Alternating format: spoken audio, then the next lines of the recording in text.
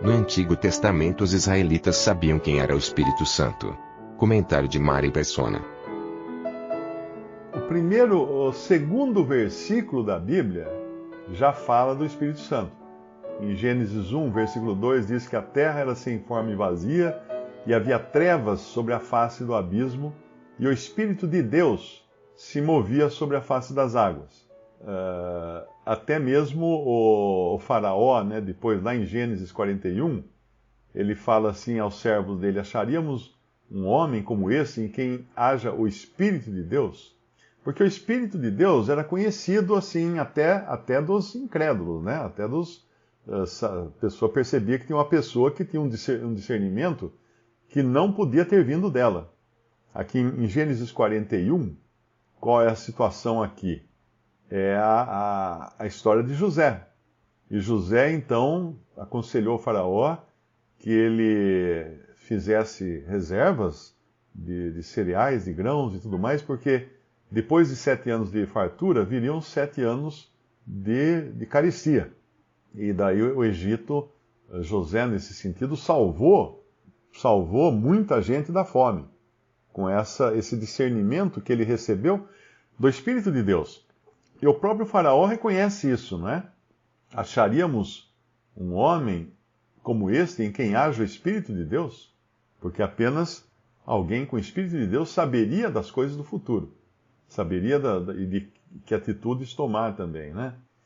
Depois, quando você vai lá em Êxodo 31, nós vemos que aqueles que iriam construir o tabernáculo, o Senhor fala que havia chamado, né, Bezalel e Ur, e diz lá: eu enchi, Êxodo 31, 3, e o enchi do Espírito de Deus, de sabedoria, de entendimento e de ciência em todo lavor, para elaborar projetos, trabalhar em ouro, em prata e em cobre, lapidar pedras para engastar, em entalhes de madeira, para trabalhar em todo lavor.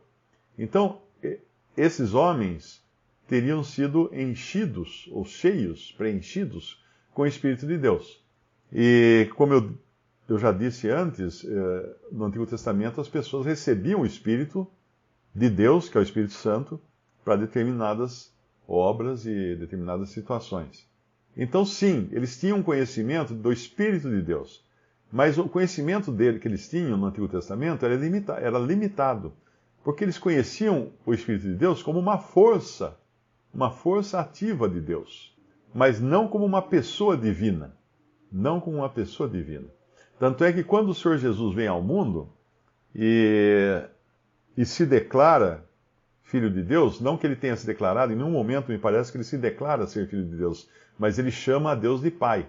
Ele se coloca na posição de um Filho de Deus, coisa que nenhum judeu ousaria, porque o judeu entendia que alguém que chamasse a Deus como Pai, hoje para nós parece banal isso, qualquer um fala assim: eu também sou filho de Deus, tal. Mas para um judeu era o mesmo que se fazer igual a Deus. E eles o acusam disso. Eles falam: fazes a ti mesmo igual a Deus, né? Quando te consideras filho de Deus, te fazes igual a Deus. Porque o que é um filho? O que é um filho de um homem? É um outro homem com as características do seu pai, trazendo em si mesmo tudo aquilo que o seu pai é. Então, para um judeu, isso era um absurdo, que um ser humano poderia trazer em si essa familiaridade, esse parentesco com Deus. Nunca. No Antigo Testamento, eles nunca chamavam a Deus de Pai. Tem acho que 2 versículos ou 3 no Antigo Testamento que fala que Deus é Pai. Mas Deus é Pai no sentido de Criador. Não, nunca no sentido de parentesco. Porque um pai tem intimidade com o filho tem intimidade com o pai. E ninguém jamais, no Antigo Testamento, iria supor que pudesse ter com o Criador tamanha intimidade como tem com o seu próprio pai humano. Mas então eles sabiam que havia o Espírito de Deus, mas como sendo uma manifestação de Deus, porque eles não conheciam a Trindade. A verdade da Trindade foi revelada pelo Senhor Jesus na sua vinda ao mundo. Então, quando você pega essas seitas, tipo Testemunho de Jeová, Mórmons, Espíritas, eles não entendem a Trindade, porque eles estão na carne. Eles estão como estavam as pessoas no Antigo Testamento. Eles não têm o Espírito. para entender a Trindade, entender as revelações que vieram só quando Cristo veio ao mundo. O próprio Senhor, quando foi batizado, ele saiu da água e o Espírito Santo desceu sobre ele como pomba, na forma de uma pomba, está escrito lá no Evangelho. E aí o céu se abriu e uma voz do céu falou: "Este é o meu filho amado." Ali estavam Pai, Filho e Espírito Santo. Os três estavam juntos naquele momento, a Trindade revelada ali para todas as pessoas poderem conhecer. Muito embora no Antigo Testamento a Trindade já tinha sido mostrada, mas não chegou ao coração dos hebreus, porque a própria palavra Elohim, no princípio criou Elohim os céus e a terra, e depois algumas vezes esse nome Elohim seria usado lá em Gênesis. E esse nome Elohim é o nome plural. Elohim é o plural de Eloá. Eloá significa Deus. Elohim significa deuses. Deus no plural. Então seria como se a gente lesse assim: no princípio os deuses criaram o céu e a terra. Porque foram Pai, Filho e Espírito Santo na criação. Envolvidos na criação, ali estava o Pai, ali estava o Espírito, ali estava o Filho, o Senhor Jesus. E o primeiro que aparece ali é o Espírito vagando sobre a face das águas. Esse é o primeiro que aparece ali. Mas os hebreus não tinham entendimento para isso. Eles não tinham capacidade de compreender isso, porque essas coisas são reveladas. Todo conhecimento que nós podemos ter de Deus não é intelectual. Você pode conhecer muita coisa intelectualmente, né? Tanto é que você vê muitos vídeos, principalmente de adventistas, eles gostam muito dessas coisas, mostrando que tipo de barro que era feito o vaso lá em Israel, como é que era a roupa, não sei quem, qual a composição do vinagre que os soldados deram para o Senhor Jesus na cruz. Todas essas coisas que são coisas humanas, coisas de conhecimento humano. Isso não é conhecimento espiritual. Conhecimento de geografia, de arqueologia, de clima na Terra Santa, as armas que usavam, os pesos e medidas. Tudo isso é conhecimento humano. Tudo isso uma pessoa pode dominar muito bem apenas estudando, pegando livros e estudando, né? Mas isso não é conhecimento espiritual. O conhecimento espiritual só tem aqueles que têm o Espírito Santo. E o conhecimento natural, todo homem natural pode ter, mas o homem natural não compreende as coisas do Espírito de Deus, porque elas lhe parecem loucura.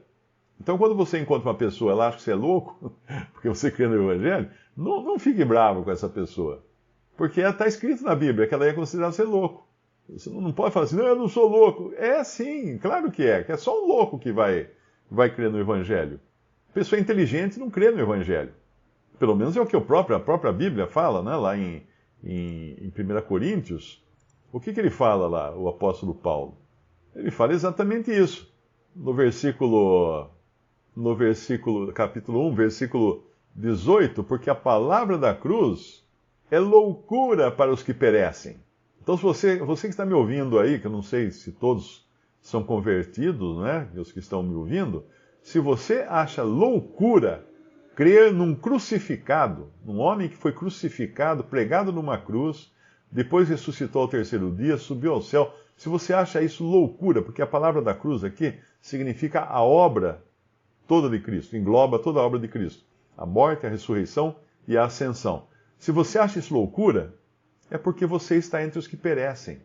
Você está entre aqueles que estão perecendo, estão a cada dia ficando com menos vida, apagando a sua vela, apagando a sua chama, até o momento que terão que se encontrar com Deus, para receber então a sentença da perdição eterna.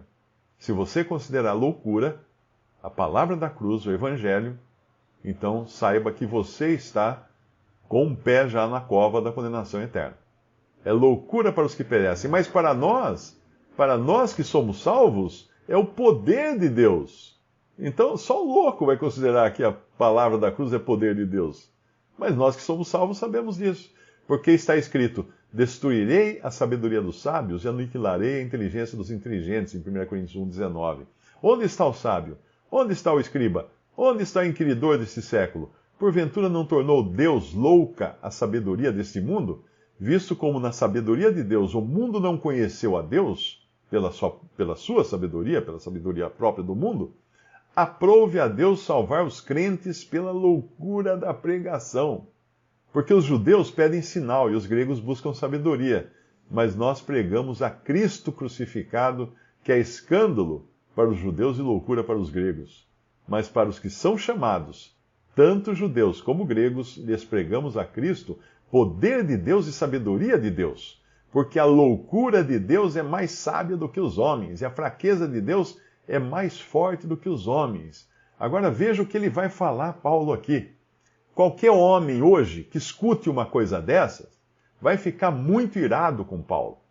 É que nem ver uma pessoa falar do Evangelho, né, para uma multidão, para um grupo de pessoas, assim, olha, o negócio é o seguinte, pessoal, Deus escolheu vocês porque vocês são os piores, vocês são os lixos desse mundo. Vocês são os menos competentes que existem no mercado.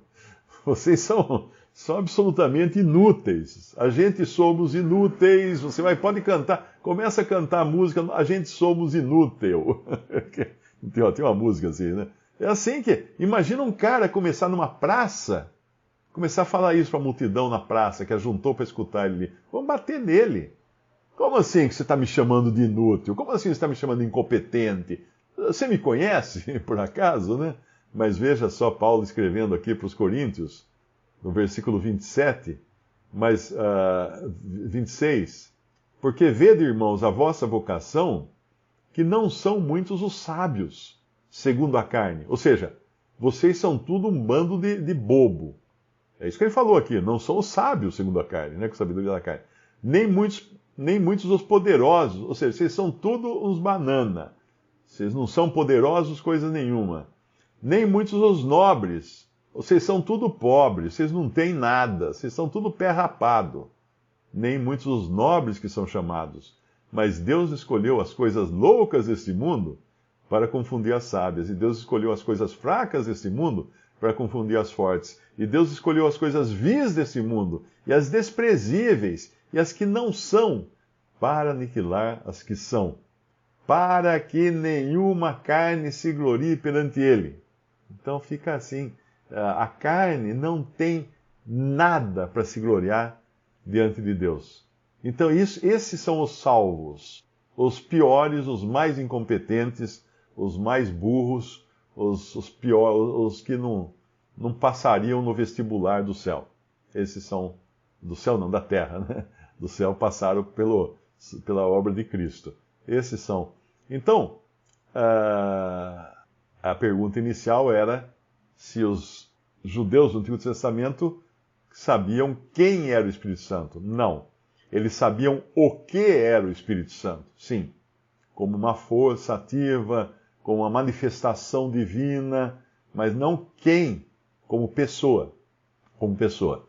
Isso é uma revelação só a partir dos evangelhos que foi dado conhecer que Deus é Pai, Filho e Espírito Santo.